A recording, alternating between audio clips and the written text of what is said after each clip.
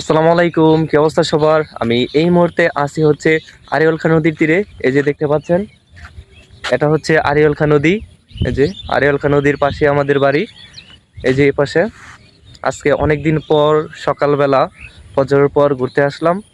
আসলে অনেক দিন ধরে নদীর পাড়ে আসা হয় না। এই যে দেখতে পাচ্ছেন, সকাল এখন বাজে হচ্ছে 5টা 40 মিনিট। আর 5টা 40-এর যে ওয়েদারটা, এই যে দেখতে পাচ্ছেন আশেপাশে, এই যে আকাশে মেঘ আছে, এখনো সূর্য ওঠে নাই, মানে সূর্য অফিসিয়ালি উঠে গেছে। সূর্য আসলে উঠে গেছে। সূর্য ওঠার কথা হচ্ছে 5টা 30 মিনিটে, এখন 5টা 40 বাজে।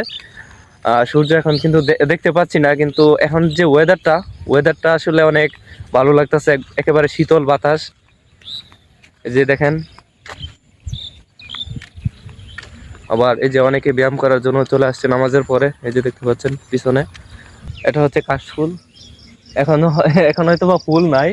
এই যে দেখেন এদিকে, এখানে আগে পুকুর ছিল, তারপর নদী যখন খনন করা হয় তখন নদী থেকে বালু ফেলানো হয়েছিল এখানে, তারপর এখানে এই কাশফুল হয়েছে আর কি।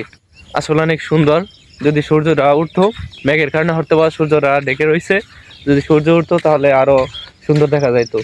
এই যে দেখেন, দেখাচ্ছি, দাঁড়ান আমি এখানে উঠতেছি। এই যে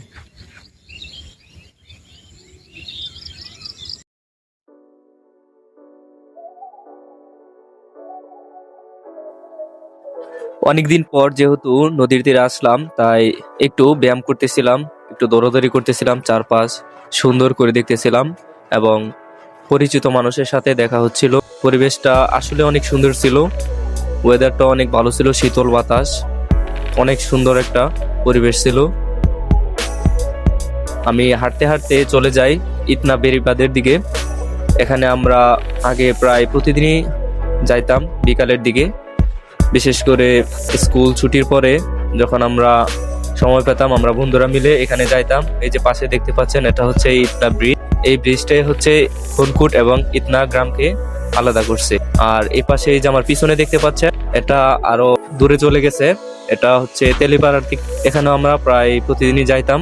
হাঁটাহাঁটির শেষ পর্যায়ে আমি একটি টং দোকান থেকে, এই ব্রিজের সাথে টং দোকান থেকে একটি রং চা কিনে খেতে খেতে আমি প্রাকৃতিক সুন্দর মনোরম দৃশ্য উপভোগ করতেছি, সাথে ভিডিওগ্রাফি করতেছিলাম।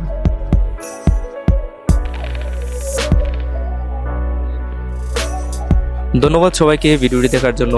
দেখা হবে পরবর্তীতে অন্য কোনো ভিডিওতে। সে পর্যন্ত ভালো থাকুন, সুস্থ থাকুন। আল্লাহ হাফেজ।